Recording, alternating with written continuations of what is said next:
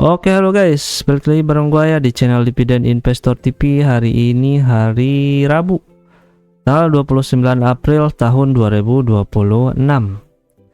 Nah, siapa yang udah gajian nih bulan April? Harusnya udah ya.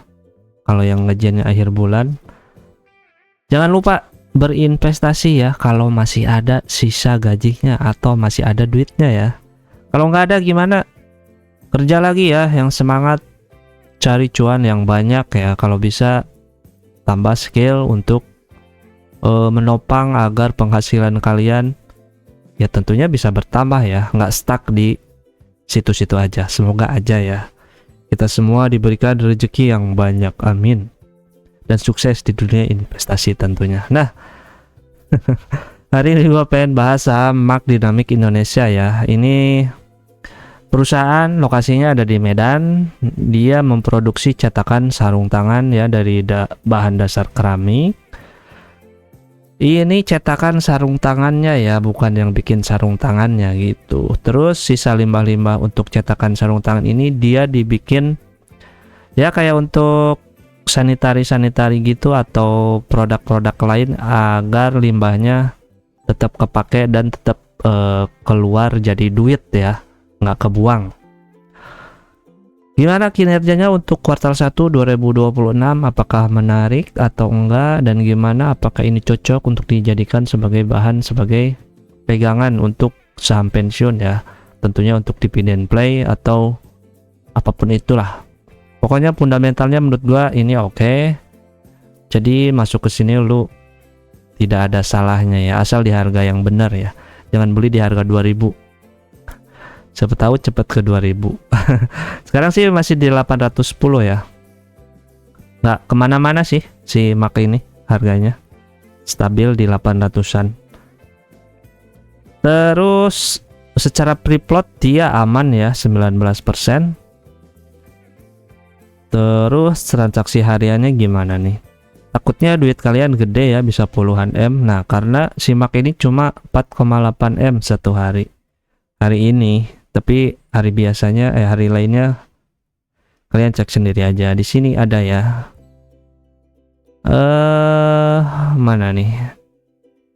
Bawah ya. 4M, 6M, 9M, jadi aman lah ya untuk retail kayak kita mah. Nah, tuh nih gambarnya. Cetakannya kayak gini ya. Tangan palsu.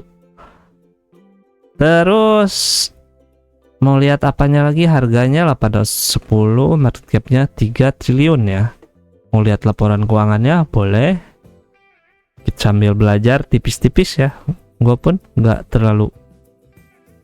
terlalu suka ya baca ginian, karena nggak ngerti gitu. Kalau udah ngerti pasti kalian bacanya biasa aja. Suka nggak suka baca ya tetap ngerti jadinya.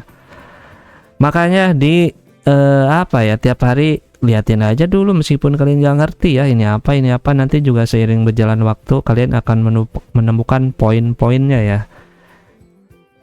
Jangan males lah ibaratnya.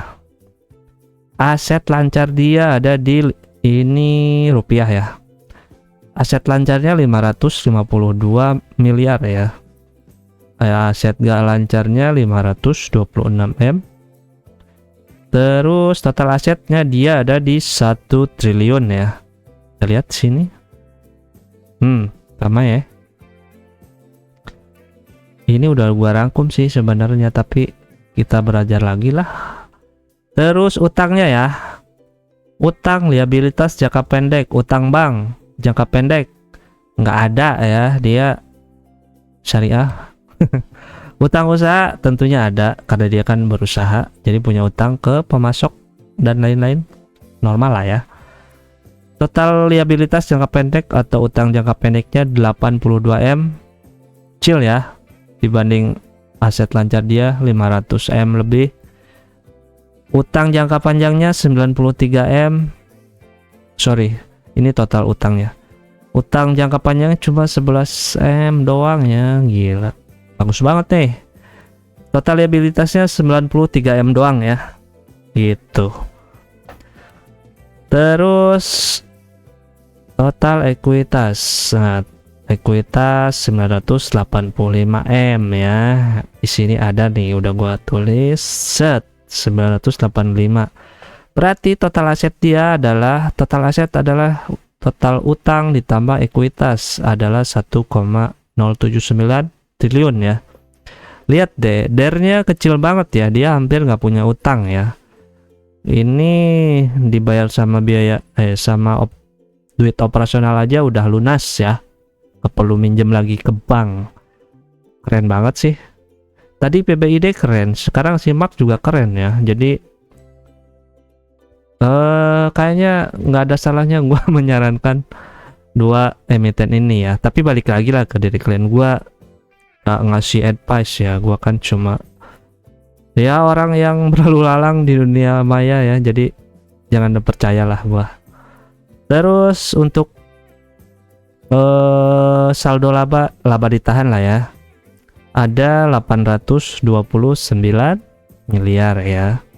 829M. Udah gue tulis belum ya? Nah, udah ya, 830. Dibuletin ternyata. Lanjut, mana tadi? Ke revenue ya. Penjualan. Dia di Q1 dia dapat 250M ya. Naik 20% dibanding kuartal 1 2025. Keren ya. Laba brutonya juga naik 10% dari 100M ke 118M ya. Bagus. Laba usaha ini laba, kita ke laba bersih aja lah ya. Nah, total penghasilan komprehensif dari 70M ke 82M, naik 15% lah. Bagus. Laba yang kurang lebih sama lah, beda dikit lah ya. 83,4 triliun ya. Salah, 83,4 miliar ya. Gitu. Jadi laba per sahamnya adalah 21,95 alias IPS-nya ya. Nah, kalian tinggal baca aja di sini sih sebenarnya, kan gua udah rekapin yang penting-pentingnya aja gitu. Terus apalagi arus kas, siapa tahu kalian pengen. Arus kas dari aktivitas operasi ini duit yang beneran masuk ya, yang berputar di perusahaan dia selama kuartal 1 2026. Penerimaan dari pelanggan 258M. Nah, ini dibanding Q1 naik 20% ya, cuma 203M. Arus kas neto yang diperoleh dari aktivitas operasi adalah 120M. Gede banget dibanding 67 ya, naiknya 100%. Kurang dikit. Terus arus kas untuk pendanaan investasi ini perolehan aset tetap 6M ya. Mungkin dia beli apa tahu, kalian cek aja di catatan kaki di bawah ya.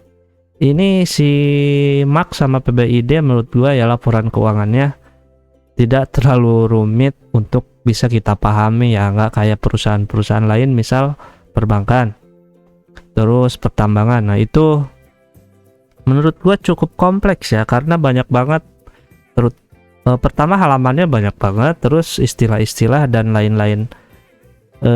Karena banyak hal-hal yang gua nggak tahu ya, atau kita nggak tahu karena kita nggak terjun langsung ke dalam sebuah pertambangan itu sendiri ya. Kalau kita ada di dalam circle itu mah ya mungkin kita akan cepet paham gitu ya. Terus arus kas dari aktivitas pendanaan ya, ini penambahan utang bank jangka pendek. Ini bayar utang ya, asalnya dia minus. Pembayaran beban bunga, pembayaran utang bank jangka panjang, kecil ya, masih. Arus kas neto untuk aktivitas pendanaan, nah minus 59. Bagus. Biasanya ini plus terus minus itu harusnya bagus ya. Terus apalagi kas dan skala kas pada awal tahun, akhir periode aja lah ya, dari 144 ke 142 sih, turun 2M doang ya. Ini karena apa nih? Nah, karena ini nih ya, penambahan pembayaran utang bank jangka pendek ya, gitu. Ini bayar apa dapat ya? Harusnya bayar sih ya, soalnya kan minus ya. Koreksi kalau gua salah, gua nggak terlalu paham juga sih sebenarnya. Belum ya, masih meraba-raba. Oke, jadi EPS-nya gimana nih, simak. Nah, dia payout ratio-nya adalah 93% ya. Sebentar. Ya, malah stuck ya kalau lama nggak digunakan. Biasa nih WP-nya. EPS-nya adalah 87 secara anualis untuk 2026 ya. Semoga aja tetap stabil EPS-nya atau kalau bisa nambah. Payout ratio-nya adalah 93%, berarti dividennya adalah 81. Di harga sekarang pas nih, Mbak masih dapat 10% ya. 810 ya. Menurut gua di harga sekarang masih worth it lah ya. Nggak terlalu ketinggian kecuali di atas ini ya. Jadinya nanggung, tapi kalau sekarang masih 10% ya, gede banget lah menurut gua gitu.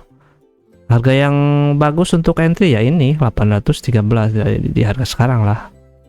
Terus harga waras berdasarkan IPS kali 10 ya 874 ya. Ada gap, masih kecil sih gapnya, nggak nyampe 10%. Jadi gimana nih simak, dia baginya juga 3 kali kalau nggak salah, apa 4 kali ya.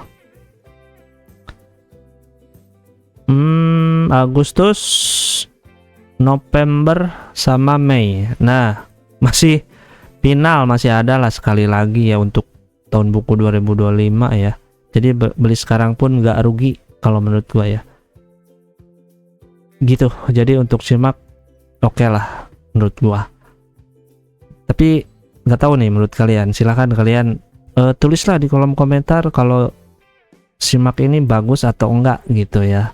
Oke, semoga video ini ada manfaatnya dan ingat karena hutang harus dibayar. Bye bye.